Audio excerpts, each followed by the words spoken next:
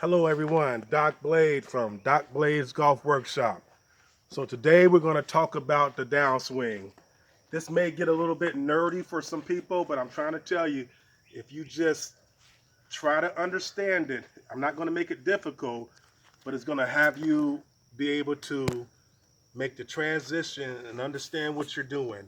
I always like to say that knowledge is good, but applied knowledge is power. So let's talk about the downswing. So when we're at the top of the downswing, we're in the downswing and we drop the club, right?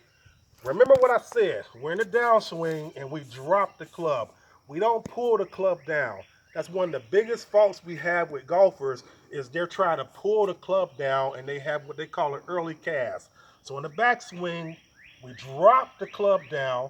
It falls down into the impact zone. And when it falls down into the hitting zone, check this out. We are creating over 100 pounds of pressure trying to resist that club going through the hitting zone. So people wonder all the time, how do they get injuries in golf? The reason why you get injuries in golf is because we're generating 100, 110 pounds of pressure resisting the club. So then when we resist that club, it puts strain, pain, and nicks and knocks on our body, okay? So that's one thing to think about. So here we go again. At the top of our swing, we drop the club, let it fall, trying to resist it into the strike zone, and that's where the shoulders come into effect. Remember where I told you the shoulders work like pistons, right? They don't flare out. The shoulders work like pistons, up and down. When that shoulder works like a piston, guess what happens? Parametric acceleration happens. So now you just created a power accumulator. So now you through the strike zone, the lead side shoulder is lifting up, the rear shoulder is dropping, parametric acceleration is happening, and you're just letting the shaft go toward the target as we're resisting it. That's what it's all about. A good telltale sign is, like I say, that center stake. I look for your clavicle, your sternoclavicular joint, or your sternum to be even with that. That let me know that you swung with a dynamic, balanced swing. So here we go. You're at the top. You drop it. It falls down. We're resisting it. We holding against it. Parametric acceleration kicks in. The sternoclavicular joint is still even with my stake. That lets me know that I'm resisting it.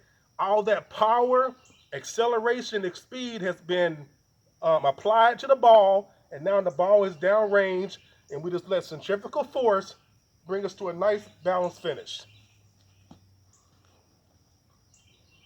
It only takes 2.5 seconds.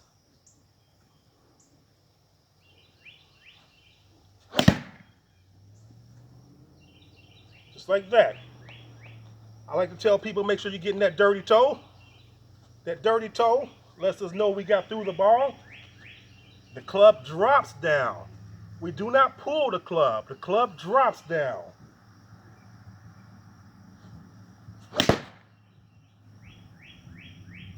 Smoke that ball. Alrighty. Let's go over this one more time for the nerds. The club is at the top. It drops down. It falls down to the strike zone. While that is happening, we're resisting it. Counterbalances and counter forces. Parametric acceleration kicks in. The shoulders work like a piston. It increases that club head even more. And we just let it flow towards your target. The sternoclavicular joint is staying balanced. That lets us know we're not swaying. Okay, you don't want to sway. You just want to turn.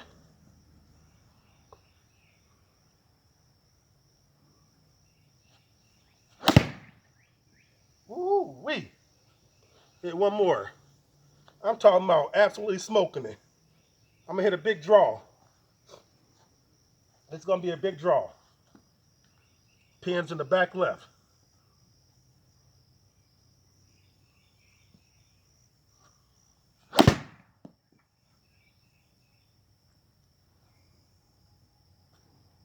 Oh my goodness. Tap in birdie, folks. Woo! Doc Blade's Golf Workshop. Get that speed out front. Trust the process and keep grinding.